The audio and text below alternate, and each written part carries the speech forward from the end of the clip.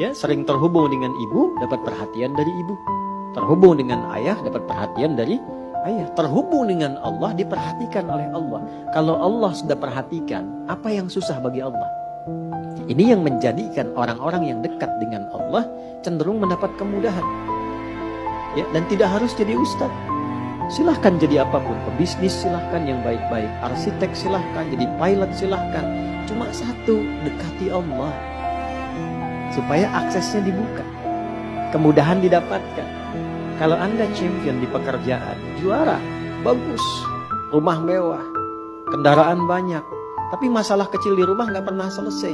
Coba dicek, mungkin bukan karena kurang banyak hartanya, bukan karena kurang tinggi kedudukan, mungkin kurang dekat dengan Allah. Itu poinnya. Karena itu seringkali banyak persoalan ketika dihempaskan di atas sajadah itu jadi kecil. Problem orang sekarang ingin diselesaikan oleh Allah, tapi curhatnya ke manusia. Bikin status di media sosial kan, minta diaminkan lagi. Aminkan ya, gitu ya. Tapi pengen dijawabnya oleh Allah. Sedangkan Allah sedang memberikan fasilitas dan caranya.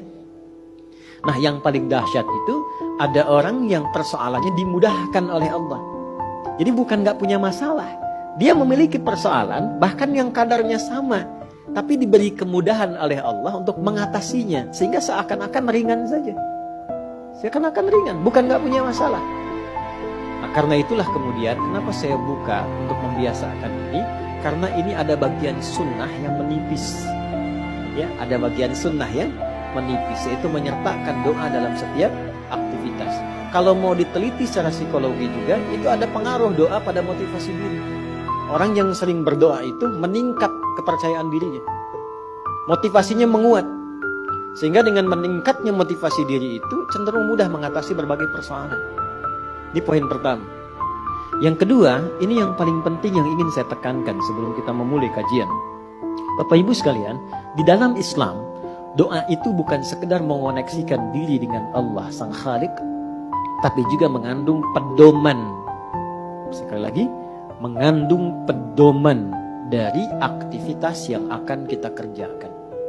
Itulah yang menyebabkan semua doa sesuai dengan konteks. Lafadznya bisa beda-beda. Dan kalau kita teliti, ini pentingnya pemahaman. Semua isi doa itu isinya pedoman menjalani aktivitasnya. Ya, saya beri contoh begini misalnya.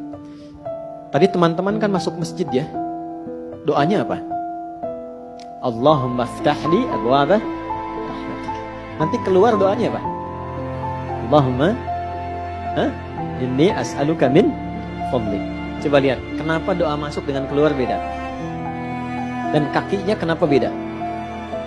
Masuk kaki, keluar kaki kiri, ya? Doanya lain kan?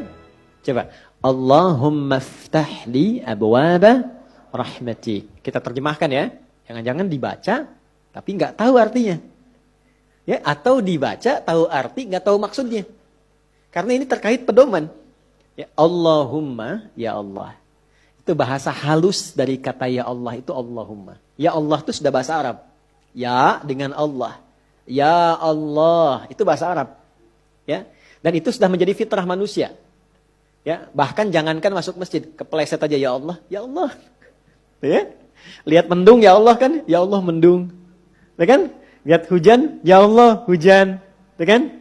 Itu selalu itu fitrah manusia, karena sejatinya manusia itu nggak bisa lepas dari Tuhannya. Ya kan? Nah, kalau kita ingin memohon dengan menghaluskan kata itu, maka ganti katanya dengan Allahumma. Ya, jadi ya Allah kalau digabungkan jadi bentuk halus, apa namanya? Allahumma. Jadi kalau Allahumma itu bentuknya merendah. Tawadhu. Jelas ya? Dia merendah sifatnya. Jadi kalau sudah menyebut Allahumma, kita merendahkan diri kita. Memohon dengan kelembutan. Itu yang dimaksud di Quran surah ke-7 Al-A'raf itu di ayat 205. Wadhkur rabbaka fi nafsika tadarruan wa khifatan wa dunal jahri minal qaul. Kalau mau memohon cepat dikabul, jangan meninggi, merendah. Ya, jadi semakin kita merendah, semakin Allah meninggikan. Jadi orang yang banyak sujud, kenapa diangkat derajatnya? Karena dia banyak merendah. Semakin merendahkan dirinya, semakin Allah angkat. Balik, semakin mengangkat, semakin direndahkan.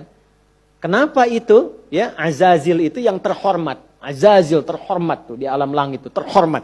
Ya, runtuh jadi iblis dan jadi syaitan karena meninggi. Begitu dia tinggi, Allah rendahkan. Itu kan ada dialognya di Quran surah ke-7 kan, Al-A'raf ayat 12. Dibaca enggak Qurannya? Ya. Qala ma mana'aka alla tasjuda idh amartuk. Dia berkata, ana khairum minhu.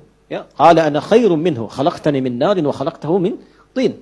Allah menyampaikan, kenapa engkau tidak mau hormat kepada Adam ketika aku perintahkan?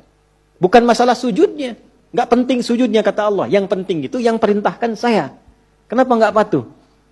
Maka iblis mengatakan, ya, saya lebih hebat dibandingkan dengan Adam. Bukan levelnya yang dicipta dari tanah, mesti hormat kepada yang dicipta dari api, mesti hormat kepada yang dicipta dari tanah. Maka ketika dia meninggi, Allah rendahkan. Ya.